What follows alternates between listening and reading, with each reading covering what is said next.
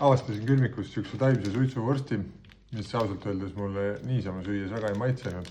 Ära ka ei raatsi visata, 6 euri maksis. Ja kuna külmikus leidus ka hunnik kasutamata keedetud spagette, siis proovime sellest suitsuvorstist ühe hea pasta teha. Alustame sellest, et tükeldame vorsti ära. Ja kui see on tehtud, siis tuleb pann välja otsida ja kuumaks ajada. Kui pann on kuum, varame peale õli, siis vorstitukid ja ma usun, et võib kohe küüslaugu ja sibulaga panna. Ja selle orkestrisaater praeme veits aega, siin asju siin panni peal. No nii, nüüd see vorstivärk on mul siin päris kenasti, hakkab pruuniks ja krõbedaks tõmbama. Aeg veel rohkem seda vorstimaitset ära peita. Kontsentreeritud tomatipasta. Võtame ikka viimast. Klassikaline sibulapulber, küüslaugupulber, paprikat ka. Lisame kokku, praeme 1 minutikese, siis lisame koor.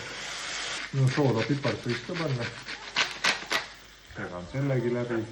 Veitsa tavalist toorjuustu ka, et asja kreemisemaks teha. Sulatame selle siia sisse.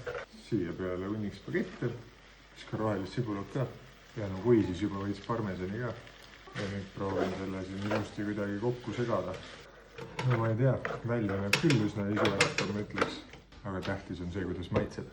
Ja maitse on väga maitsev, kindlasti palju maitsev, kui see vorst näiteks saia peal oleks olnud, nii et minu meelest win. Ja kui sul mingi suitsuvorst üle vedeleb, siis saad niimoodi väga eduka pasta teha. Head isu!